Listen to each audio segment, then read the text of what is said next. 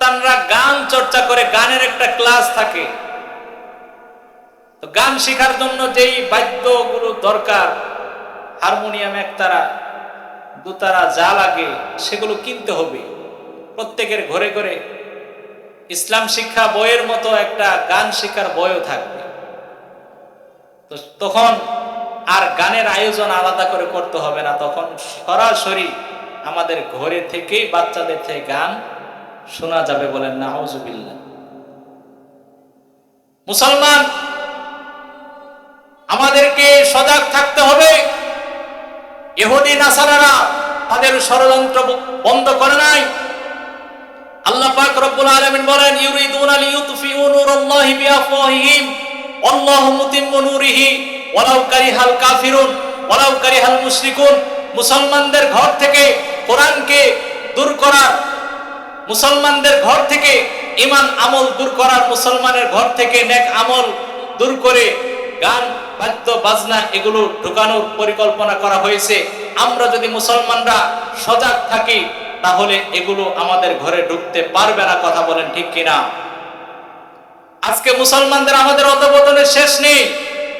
সারা পৃথিবীতে প্রায় 200 কোটির মতো মুসলমান থাকার পরেও আমরা মুসলমানরা নির্যাতিত হইতেছি।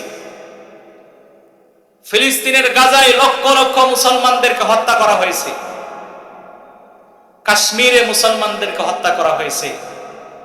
আমাদের পাশের দেশ মায়ানমারের মুসলমানদেরকে তাদের ঘর থেকে, তাদের বাড়ি থেকে বের করে দেওয়া হয়েছে শুধুমাত্র ঈমানদার হওয়ার কারণে।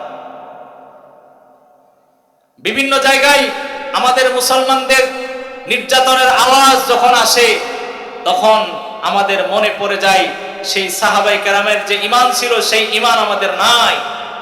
মাত্র 313 জন সাহাবায়ে কেরাম নিয়ে আল্লাহর হাবিব সাল্লাল্লাহু আলাইহি ওয়াসাল্লাম যেই যুদ্ধ জিহাদ শুরু করেছিলেন, আল্লাহ তাআলা এই 313 জন সাহাবায়ে কেরামের শাহাদাত, 313 জন সাহাবায়ে কেরামের কুরবানির বিনিময়ে আল্লাহ তাআলা মুসলমানদের পায়ের নিচে অর্ধ পৃথিবীর রাজত্ব দিয়েছিলেন। বলেন সুবহানাল্লাহ।